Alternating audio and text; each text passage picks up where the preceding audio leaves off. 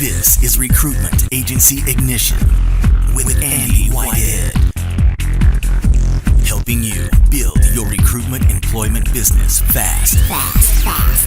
Using digital and automation and one-to-many systems, tools, and inbound strategies.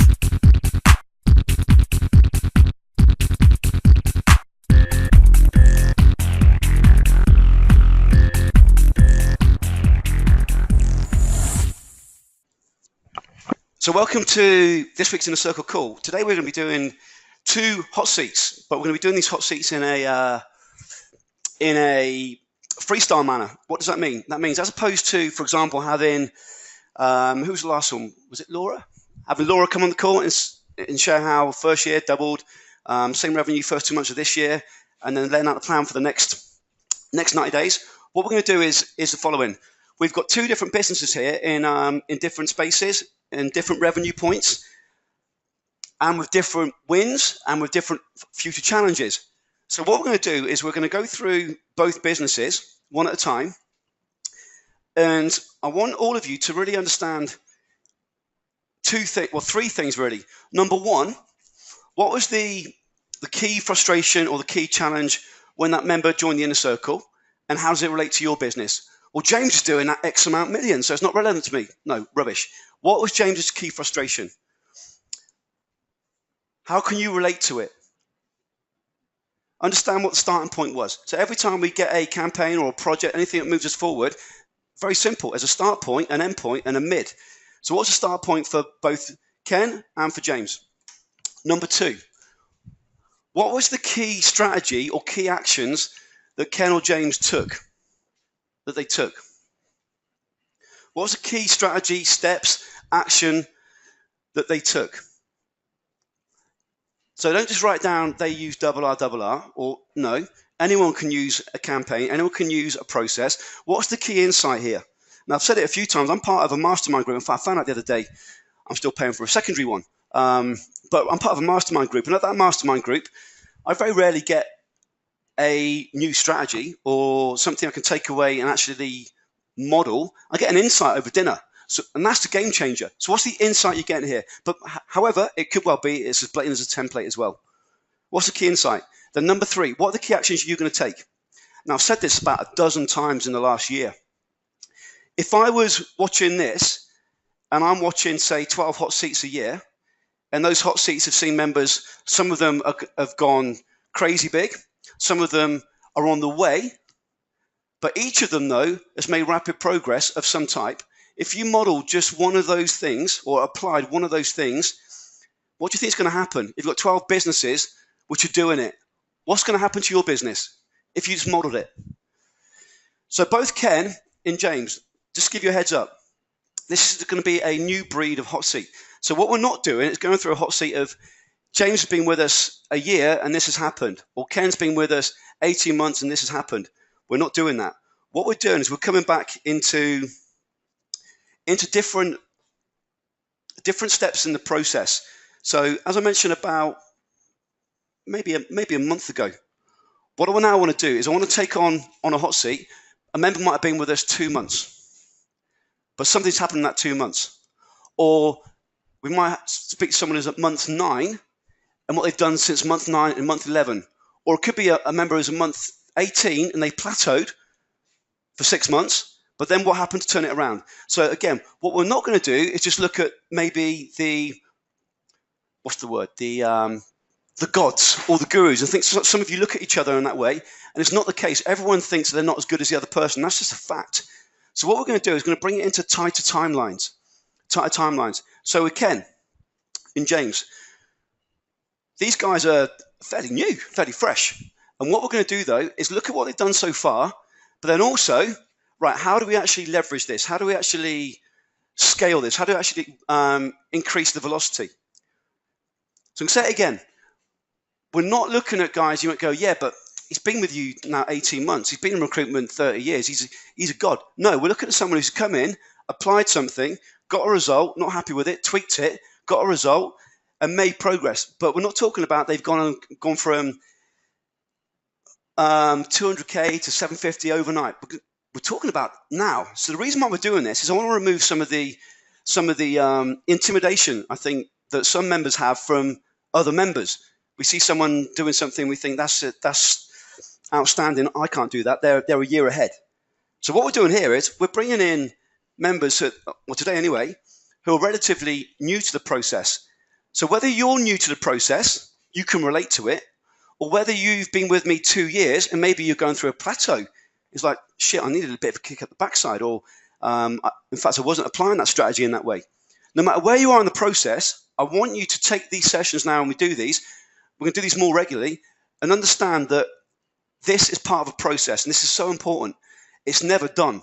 I mentioned Laura just now. Remember when Laura came on the call? Let's see if Laura's on today. And Laura said to her she didn't want to come on the call because she isn't there yet. She isn't there yet.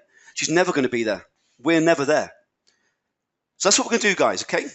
So Ken, James, are you ready? Just let me know inside the chat box. Everyone else, any questions, let me know inside the chat box. James is ready? Awesome. Okay, so I think most of the questions, so Mark, Rachel, Tanner, Lee, we will come back to those questions, but I think all those will get answers as we go through. If we don't, I'll either unmute you or you can post a question. So as we come through, there's a number of ways you can look at this as we go through. And again, there's a direct correlation between those who actually do this and apply it and those who just think it. We have Keith on a call every second Thursday. Keith's very open about this. Keith was pretty much going out of business when he joined us. Now he tells me he's got 6 or 7 businesses. I know he set up a whole new entity in the north of England where he's now become quite a big name. But Keith also says this: when he joined us, he said the first 6 months he was, quote, inspired. He was inspired, but it didn't change until he was 6 months in. So don't be that guy who wait 6 months. Don't be that guy. Don't be that girl. So you can go through this a number of ways. So for me, I always like structure when I'm looking at how do I model someone, how do I apply it. So how we create a case study, that might be the model for you to go, right, this is the guy's frustration. This is what they wanted to achieve. This is the fix. This is what they're going to do next. Maybe that's the model for you. So some of you recognize that when we go through the case study funnels. So that's a model for me that personally works, and it works for most individuals. Now, it could be, as you go through, your focus for this call is, right, at the minute I'm going through this strategy. So you might say, right, this is the strategy we're focusing on. The key insight I got from James is this. How I can apply it in my business is this. These are the actions that I'm going to take. Or it might be, this is the actual frustration that James is demonstrating or Ken's demonstrating. This is when Ken came to the group. This was his key frustration. Shit, that's where I am. That's exactly how I feel. So what's the fix?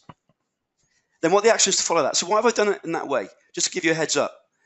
Now this model here with the hot seat maximizer, this comes from the member of the group who takes the view of, right, remember I always say to you, there's 2 questions you can ask yourself. One is, how do I fix this problem? Or 2, how can I scale or adopt someone who's done ABC? So taking this view, let's say you're the right-hand side, you're going to focus on, how do I move big? How do I model? If you come from the side of, I'm not going to say you're negative, I'm going to say that you're a problem finder and a problem solver. Let's say you're always focusing on the problem in your business, maybe this model will fit. So we've added a couple of sheets to this now, because this is so key. I'll say this again. If we've got 12 hot seats, and those 12 hot seats are those businesses actually doing what you're looking to do, and doing well, that in itself is going to give you gold, but we must apply it. So I don't know what you're going to be writing, but it's on you. It's on you to actually make use of this. So with that said, any final questions, let me know in the chat box. Emma, if you just make sure that my audio is all cool.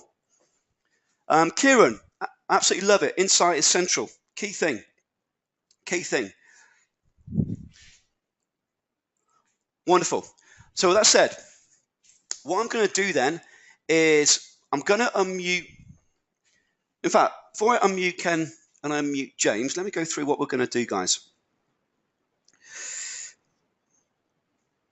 This is what we're going to do first of all. So Ken, James, say guys, we've done no prep on this, so this can go completely freestyle.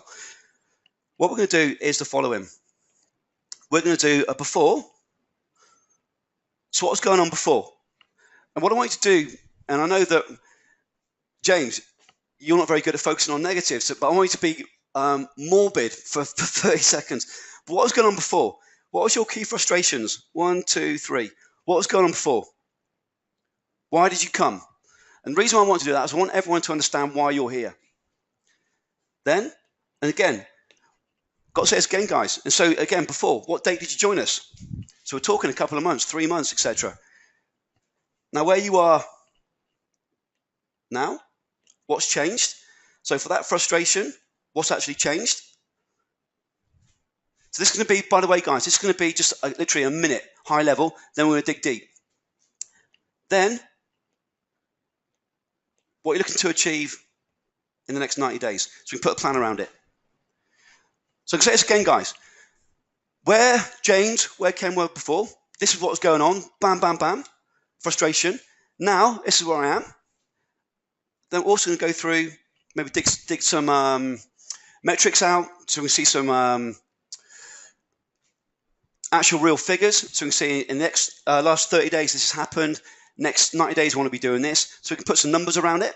But I want you guys, first of all, to get now, where they want to go in the future. Then we're going to do two things.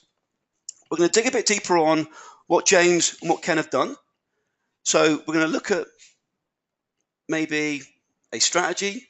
Maybe we're going to go into a framework. We're going to go from, again, before to now, then what this was. Then what we're going to do is we're going to plan. We're going to plan. Now, here's the thing.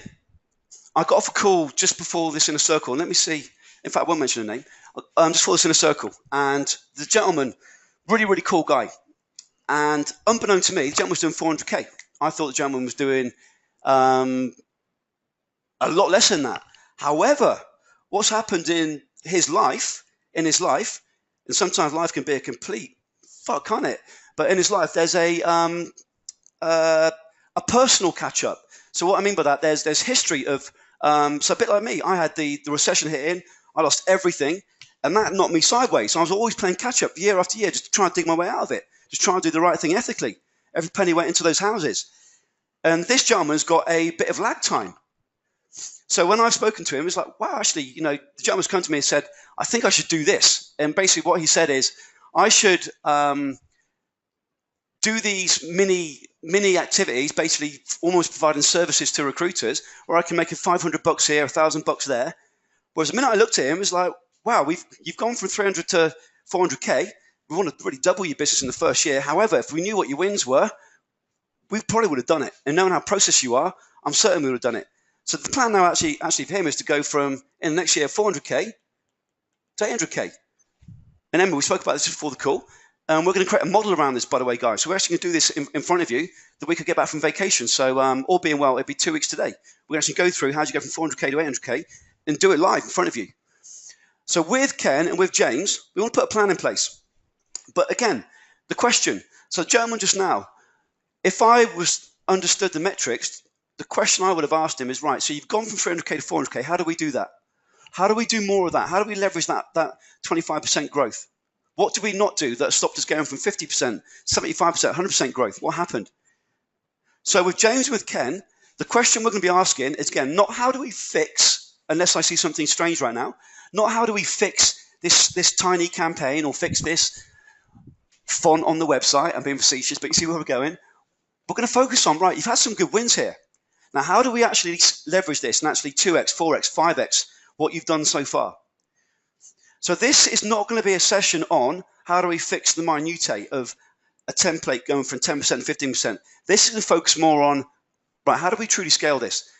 So again, we always ask two questions. How do we fix the thing in front of me? Or two, how do we adopt or model someone who's done what I'm trying to do? So go from 1.5 to 3 million, or go from 30K a month to 60K a month, or whatever the numbers are going to be. So this is going to be a question about actually scale, adopt, model. So what we're really focusing on here, and I hate using the word because it's so bastardized nowadays, but focusing on a strategy, a high-level strategy. Does that make sense, guys? Just let me know in the chat box if that makes sense. This isn't going to be the minutiae of a campaign. Or any questions, let me know. Epic. Good. So with that said then, let me unmute James first of all.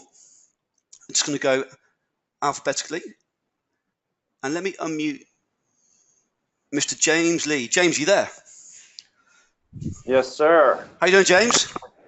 I am well. How are you? Yeah, good, thank you. James, first off, before we get into having a catch-up as such, just want to make sure everyone can hear you. Let everyone know where in the world you are right now, and have you got socks on? Yes, I'm in Dallas, Texas. I have some really comfy ankle socks on right now, and trying to drip up the sweat in my feet right now. Oh, good man. It's a really good picture, really good image. Cool. So everyone, did you hear the word sweat in that opening couple of minutes? Let me know. Or a couple of seconds even. Everyone hear James okay? Wonderful. So James, listen, good to talk to you. And also, thanks for being transparent with Emma around what's going on. That helps us out greatly.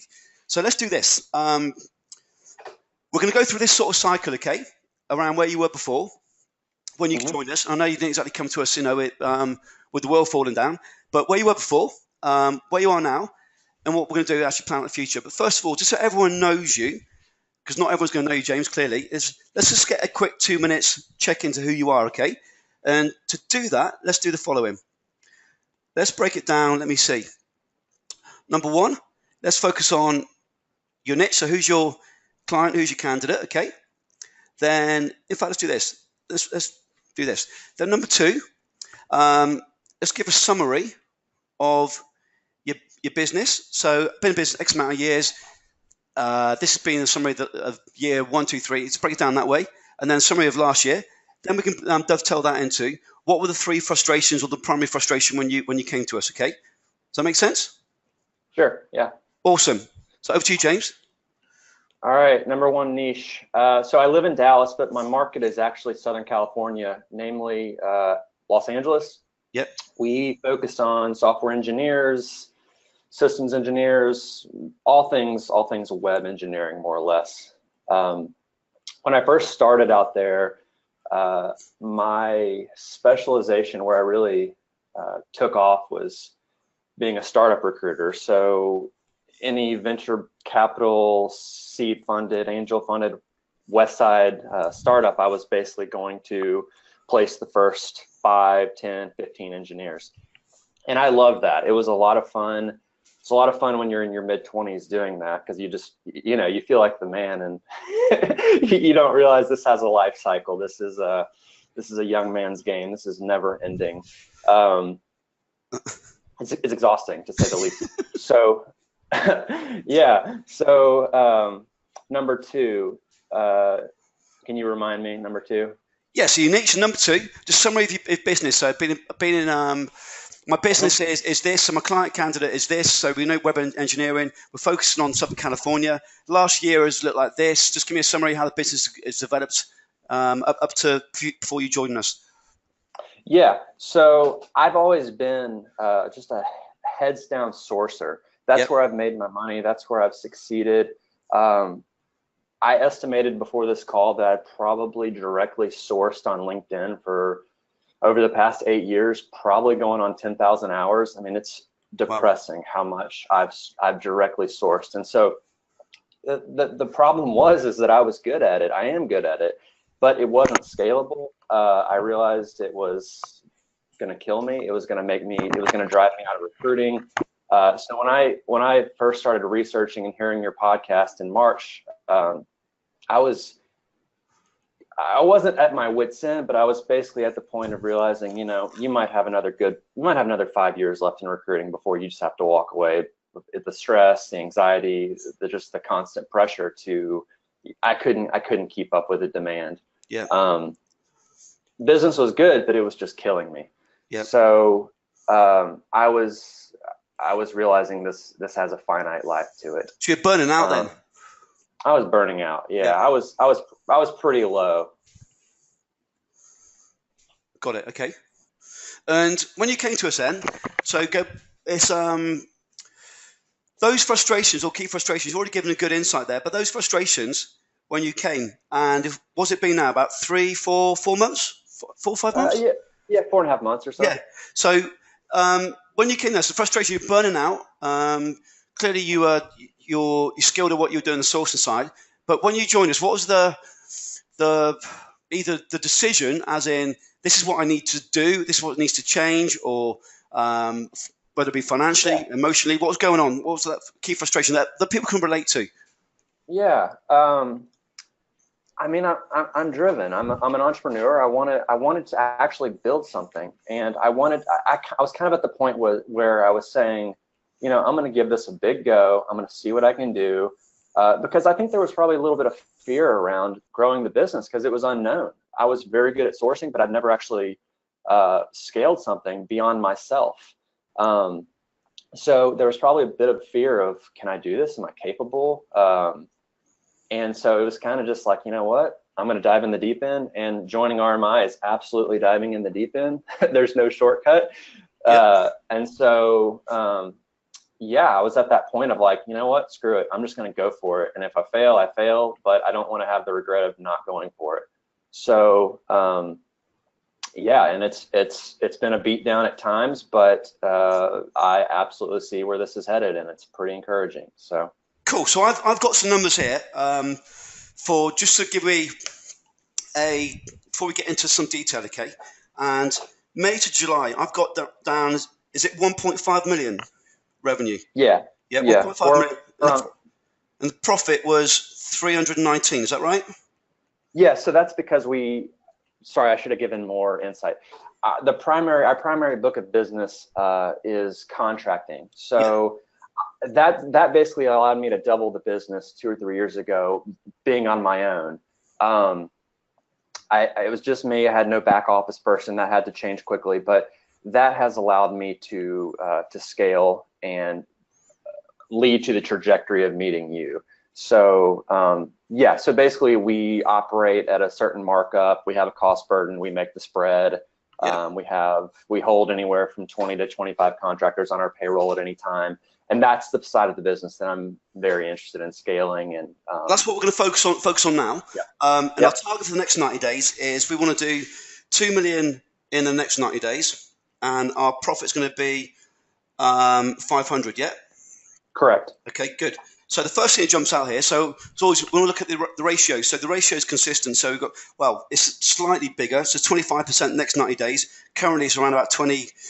It was a bit less than that, isn't it? So we talk about the ratios. The contract margins, unless it's just a calculation thing, slightly different. So what we're looking to do here then with James is next 90 days, 2 million. That's our target. So what we're going to do now, guys, is we're going to do 2 things. Number one is we're going to break down what James has done in the last 90 days to get that figure, and what's worked, what's not worked.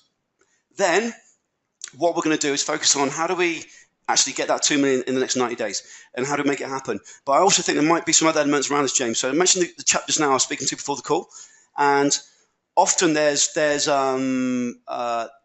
opportunities either in your metrics. It could be your fee. It could be in your contractor numbers. There might be something there we can tweak to actually improve that, or there might not be, by the way. But as often as there's margin or something we can do to improve. So what we're going to do is that, guys. So first off, any questions for James so far in terms of his niche, in terms of his. By the way, James, I wasn't aware of the degree of stress, anxiety, frustration you've referenced around. You've got 5 more years in the business, so thank you for that. I wasn't aware of that. And do you know what? Kudos to you, because being an entrepreneur in recruitment is fucking hard. You know, and it is. It's being an entrepreneur is hard. Say again, James. I said it's a beat down at times. Yeah, you know, especially when we're at home. It's like when we get together on these calls, get together live. You know, it's I think it's key to keeping your head above water sometimes, and keeping that that family around you. So, guys, let me do this first of all. Any questions for James? Or anything you want James to articulate or drill down on terms of niche or anything like that? Let me know now. And then what we'll do, James, is we're gonna do 2 things. Okay. In fact, let's do this. Let's first of all focus on, in the last 90 days, what worked, because I want to keep the focus on what we do more of, and then let's look at what we're going to do in the next 90 days. So if we do that, okay, let's focus on what worked, and if we take the view of, let me see this, if we break it down into the following, if you break down, in fact, first of all, let me let me ask you a couple of questions and I'll draw the model from that, okay? If you look Sure. at the last 90, 120 days, what would you summarize as the biggest win for you? Yeah. When I first joined, I looked up at Mount Everest and I said, oh man, this is a lot of work. This is a big learning curve.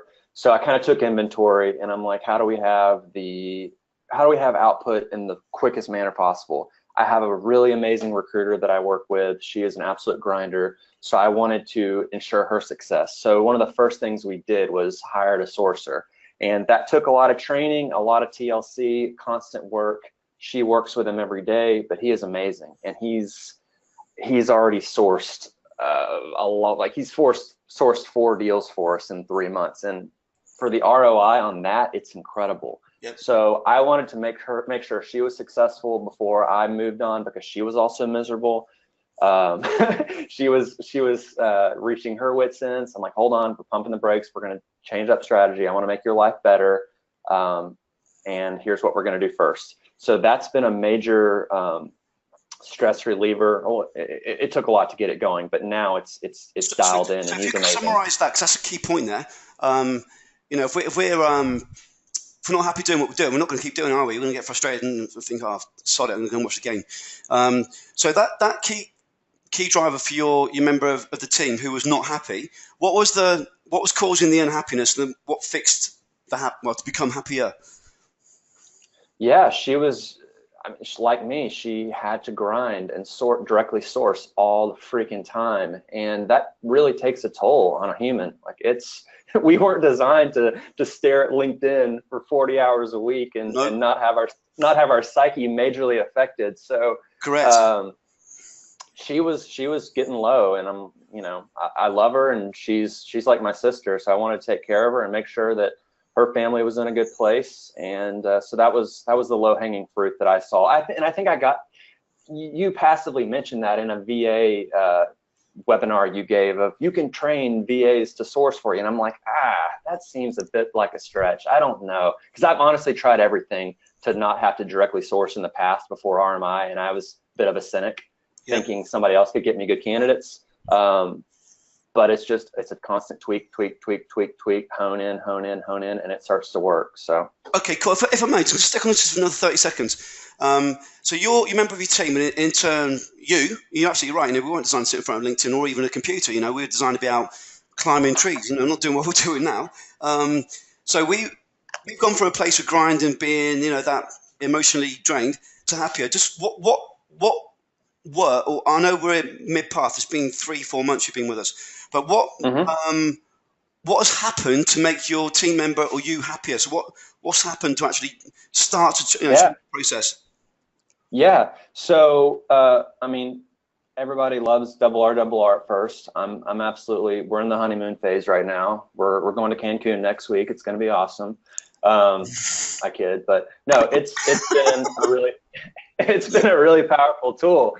And honestly, getting that set up and getting the technical side set up, if I didn't have my engineer working on it, because I got aggressive with it. 3 weeks in, I was like, man, I got to monetize this ASAP. I am ready to make some freaking money off RMI. Come on now, come on.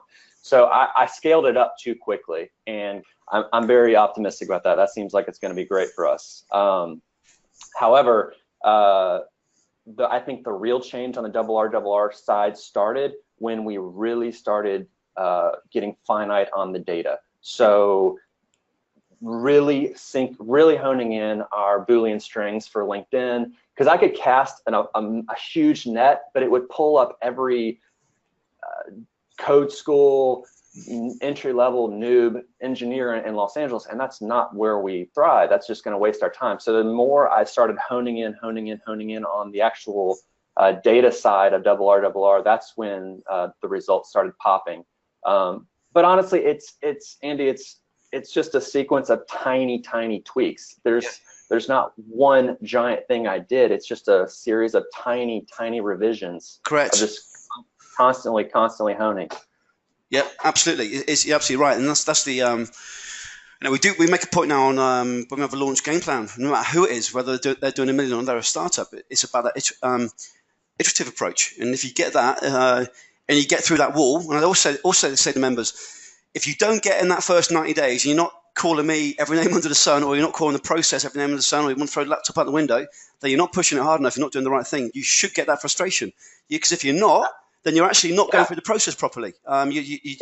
You've either backed out of the process, or you've not taken the process as it's meant to be.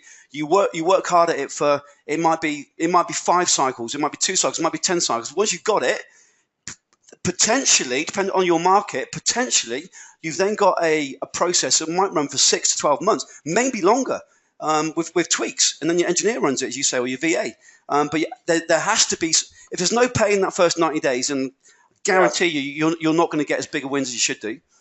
Yeah, it's cliche, but you absolutely, I've had to learn to love the process. It's all about the process. And yeah, nothing worth having happened overnight. So this is a long term, you're right, it's a long-term thing, but it's a really good point you made there. And I do say it when we speak to anyone who does, we invite in now, is if you don't get that frustration, then I guarantee you, because if you take an approach maybe and that's okay, and you'd say you're 2 months in, and then you run that sort of thing for the next 10 months, as opposed to go, fuck, but then it becomes a better converting campaign. Then you run that same thing for 10 months. You're running 10 months at 40% as opposed to 10 months at 15%. That's a different business. It's a different, it's 2-3x. It's crazy. You apply that for just campaigns or projects, team, it's just crazy.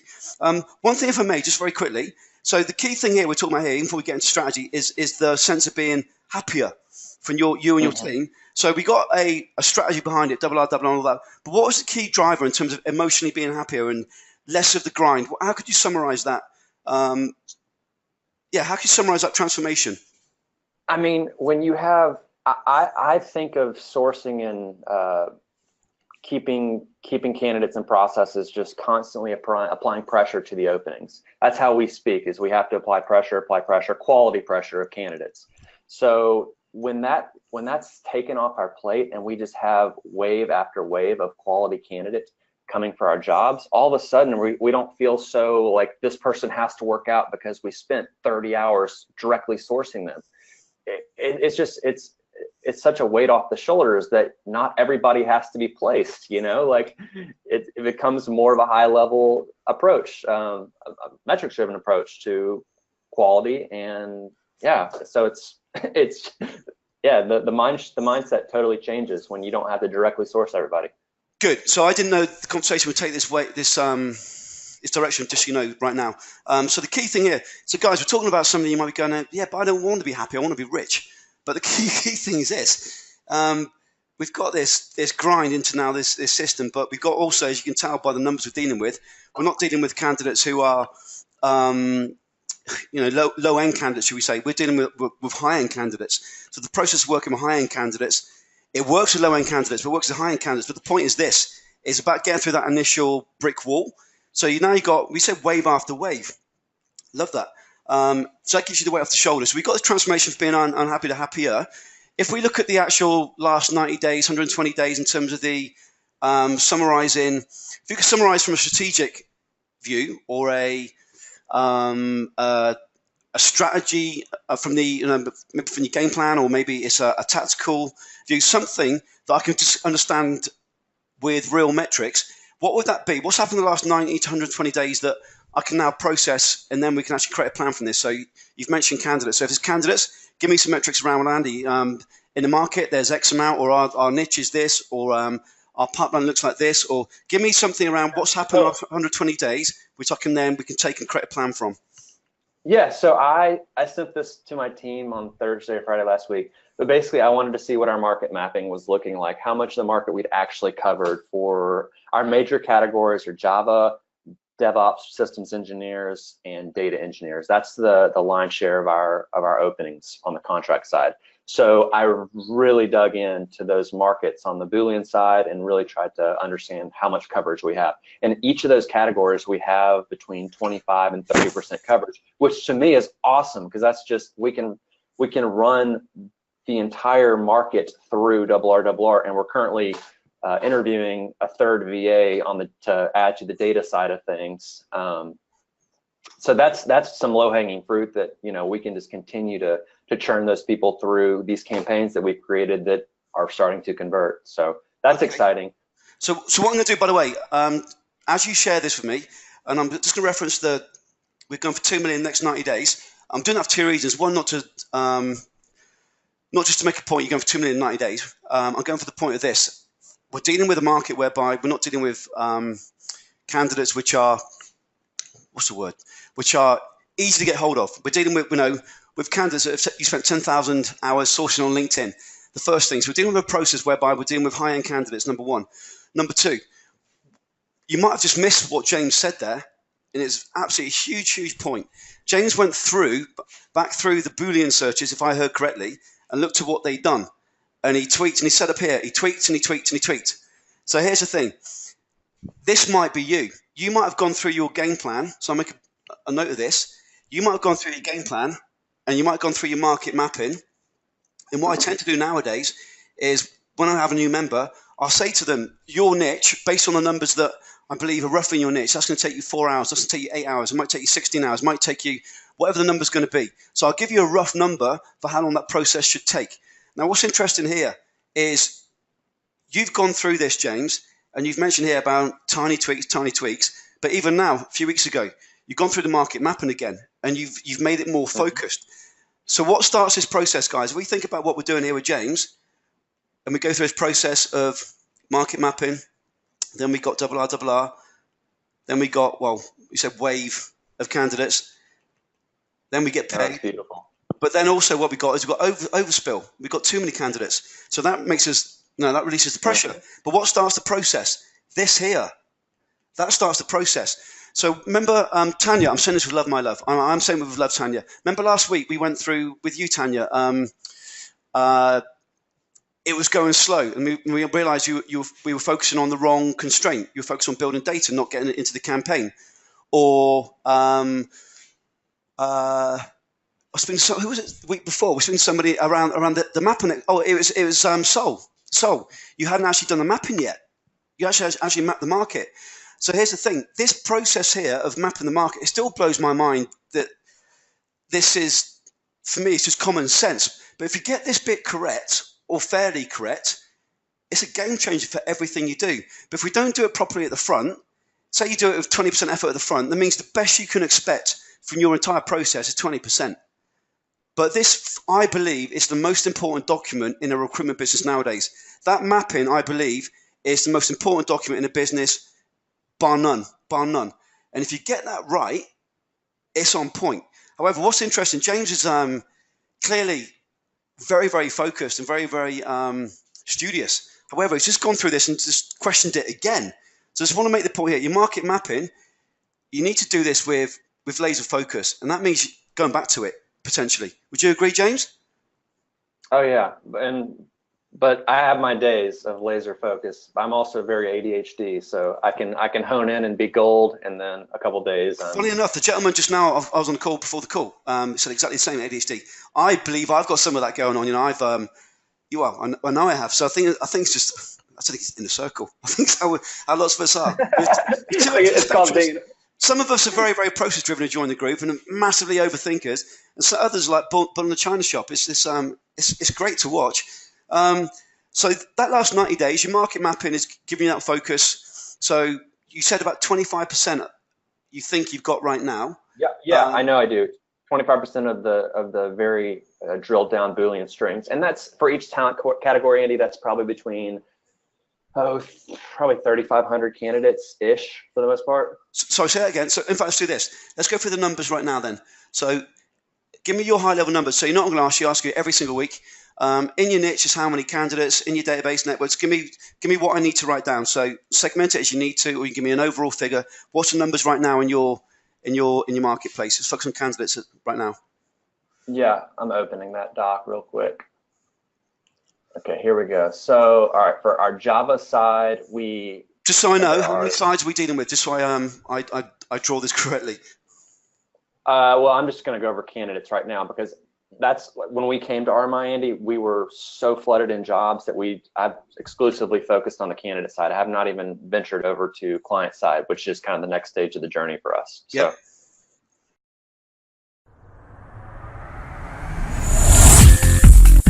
Discover how to build your recruitment employment agency using one-to-many automation and inbound strategies before anyone else in your market specialization. Check out recruitmentmarketinginternational.com.